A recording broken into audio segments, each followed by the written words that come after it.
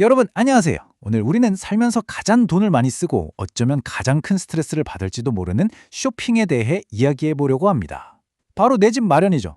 평생 모은 돈을 영끌해서 마침내 내 집 문을 열었는데 꿈꾸던 포근한 보금자리 대신 벽에서는 물이 줄줄 새고 천장에 금이 쫙 가 있다면 기분이 어떨까요? 상상만 해도 정말 아찔하죠. 하지만 불행하게도 이게 남일이 아닙니다. 꽤 많은 분들이 겪고 있는 현실이거든요. 그래서 오늘 이 분석 자료를 통해 대체 왜 이런 말도 안 되는 일들이 계속 반복되는지, 그리고 이 거대한 부동산 시장에서 우리가 어떻게 스스로의 권리를 지켜낼 수 있는지 그 숨겨진 진실을 속 시원히 파헤쳐 보겠습니다. 자, 그럼 본격적으로 시작해볼까요? YMCA에 접수된 주택 하자 관련 통계가 있는데요. 이걸 보면 정말 놀라우실 겁니다. 무려 61.8%라는 압도적인 수치가 벽체 누수와 천장 누수, 그러니까 물과 관련된 악몽 같은 문제들이었어요. 비 오는 날 집안에서 대야를 받치고 있어야 한다는 게 결코 농담이 아닌 거죠. 여기에 곰팡이의 주범인 결로 현상이 14%, 당장 집이 어떻게 될까봐 불안하게 만드는 벽체 균열이 13.2%를 차지했습니다. 이 정도면 새집 증후군이 아니라 새집 공포증이라고 부르는 게 맞지 않을까요? 그런데 물이 새는 것만이 끝이 아닙니다. 한국소비자원 조사 결과를 보면 우리가 일상에서 얼마나 더 다양한 고통을 겪고 있는지 확실히 알 수 있는데요. 전체 불만의 무려 38%가 방음불량이었습니다. 층간소음, 벽간소음 문제 다들 아시죠? 윗집 걷는 소리나 옆집 통화 소리가 내 방에 그대로 울려 퍼질 때 그 스트레스, 정말 겪어본 사람만 알잖아요. 눈에 뚜렷하게 보이지 않는 이런 결함들이 우리 일상을 얼마나 심각하게 갉아먹는지 보여주는 확실한 증거입니다. 그 뒤를 이어서 벽체 균열이 25%, 결로 현상이 18.5%로 나타났습니다. 첫 번째 파트, 불공평한 정보의 오입니다. 여기서 아주 근본적인 의문이 하나 생기죠. 대체 왜 이렇게 많은 사람들이 불량주택을 떠안게 되는 걸까요? 그저 운이 나빠서 이른바 뽑기 운에 실패한 걸까요? 절대 그렇지 않습니다. 이건 시장 구조 자체에 깔려있는 거대한 힘의 불균형 때문이거든요.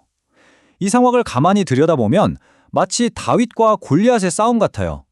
한쪽에는 벽 안에 어떤 자재를 썼는지, 마감은 어떻게 했는지, 모든 품질 정보를 꽉 쥐고 있는 건설업자가 있습니다. 이들의 궁극적인 목적은 당연히 이윤 극대화겠죠. 반대편에는 철근이 몇 개나 들어갔는지, 단열재가 제대로 붙어 있는지, 도무지 알 길이 없는 우리 같은 일반 소비자가 있는 거고요. 소비자는 겉모습만 보고 수억 원을 덜컥 지불한 다음 실제로 이사해서 살아보고 나서야 그 집의 진짜 품질을 깨닫게 됩니다.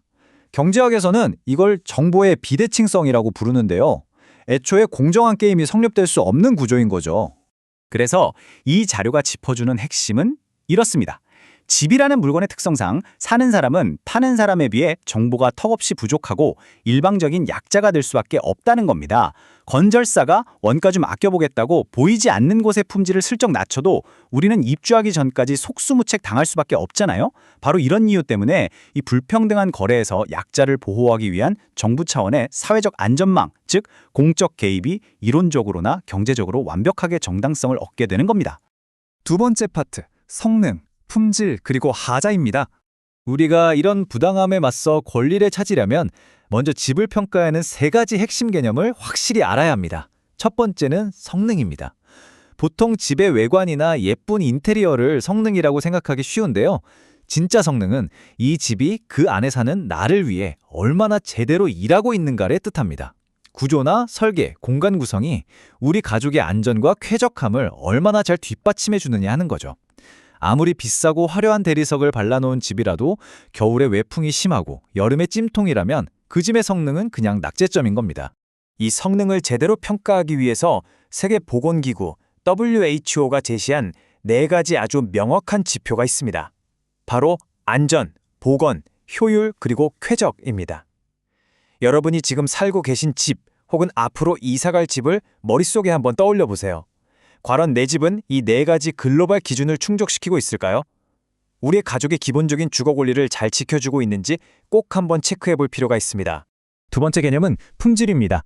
성능이 집이라는 공간 전체가 우리에게 주는 혜택이라면 품질은 그 집을 이루는 뼈대와 살, 즉 물리적인 자재 그 자체에 집중하는 개념이에요. 철근 콘크리트가 원래 설계된 강도만큼 튼튼한지, 배관이 쉽게 녹슬지 않는 제대로 된 재질인지, 이렇게 사용된 재료들이 애초에 약속했던 기능과 성질을 제대로 갖추고 있는지를 따지는 게 바로 품질입니다. 자, 그래서 가장 중요한 핵심이 바로 이 하자라는 개념으로 이어집니다. 방금 말씀드린 성능과 품질, 이 두 가지가 보편적인 기준에 턱없이 모자라거나 아예 법에서 정한 기준을 어겼을 때 우리는 그것을 명백한 하자라고 부릅니다. 이건 단순히 벽지 색깔이 마음에 안 드네 수준의 불평이 아니에요. 민법에서는 이를 확실한 결함으로 규정하고 건설업자가 이 피해를 반드시 고쳐내야 할 하자 담보 책임을 지도록 강제하고 있습니다. 이건 소비자가 당당하게 요구해야 할 정당한 법적 권리라는 거죠. 그런데 여기서 정말 기막힌 사실이 하나 더 있습니다. 보통 하자라고 하면 벽이 갈라지거나 물이 새는 물리적인 문제만 생각하시잖아요. 그런데 이 50%라는 엄청난 숫자를 보세요. 권리와 관련된 하자 중에 무려 절반이 계약된 면적보다 실제 집 면적이 부족해서 발생한다고 합니다. 내 돈 다 내고 샀는데 실제 평수가 계약서보다 작다니 정말 황당하지 않나요? 게다가 26.7%는 공사가 지연돼서 제때 입주조차 못하는 경우입니다. 눈에 보이는 물리적 피해뿐만 아니라 이런 금전적이고 시간적인 피해까지도 모두 하자의 영역에 들어간다는 사실 꼭 기억하셔야 합니다. 세 번째 파트, 소비자를 위한 5가지 방패입니다. 자, 문제의 심각성을 확실히 알았으니 이제 어떻게 우리를 보호할 수 있는지 해결책을 봐야겠죠. 이렇게 꽉 기울어진 운동장에서 소비자 개인이 건설사라는 거인과 맨몸으로 싸우게 둘 순 없잖아요. 그래서 국가는 여러 가지 제도적인 방패를 준비해두고 있습니다. 여기서 핵심은 정부의 역할인데요. 정부가 직접 망치를 들고 나서서 집을 지어준다는 뜻이 아닙니다. 철저하게 공정하고 객관적인 심판이자 중재자 역할을 하는 거죠. 소비자 피해를 구제할 길을 열어두고 동시에 건설사들이 꼼수 부리지 않고 제대로 된 집을 짓도록 룰을 세우고 시장을 꼼꼼히 감시하는 겁니다. 그럼 이 방패들이 어떻게 맞물려 돌아가는지 5가지 단계로 살펴볼까요? 첫 번째, 문제가 생기면 무조건 고쳐줘야 하는 하자보수 책임제도입니다. 두 번째, 애초에 지을 때부터 똑바로 짓는지 감시하는 품질관리제도. 세 번째, 아무나 함부로 집을 못 짓게 하는 자격 및 등록제도고요. 네 번째, 혹시라도 건설사가 중간에 부도가 나도 소비자가 보상받을 수 있게 하는 보증보험제도. 마지막 다섯 번째가 싸움이 났을 때 원만하게 해결해주는 분쟁처리 제도입니다. 이 다섯 가지가 톱니바퀴처럼 꽉 맞물려 돌아가야만 진짜 튼튼한 소비자 보호망이 완성되는 거죠. 그리고 이 지점에서 전문가들이 입을 모아 경고하는 아주 뼈아픈 진실이 하나 있습니다. 짓는 과정에서 감리와 감독을 대충 해서 뼈대부터 잘못 올라간 집은요, 나중에 입주해서 문제 생긴 곳에 벽지 좀 새로 바르고 틈새에 실리콘 좀 쏜다고 해서 원래 있어야 할 완벽한 성능을 되찾을 수 없다는 겁니다. 겉핥기식 땜질 처방으로는 근본적인 문제를 절대 해결할 수 없어요. 그렇기 때문에 방금 살펴본 5가지 안전 시스템이 사후 약방문이 아니라 예방 차원에서부터 철저하게 작동해야만 하는 겁니다. 마지막 파트, 더 나은 시스템을 향하여입니다. 이제 오늘 살펴본 내용을 마무리할 시간입니다. 주택하자의 끔찍한 실태부터 그 이면에 숨어있는 정부의 불균형, 그리고 우리를 지켜줄 제도적인 방패들까지 쭉 짚어봤는데요.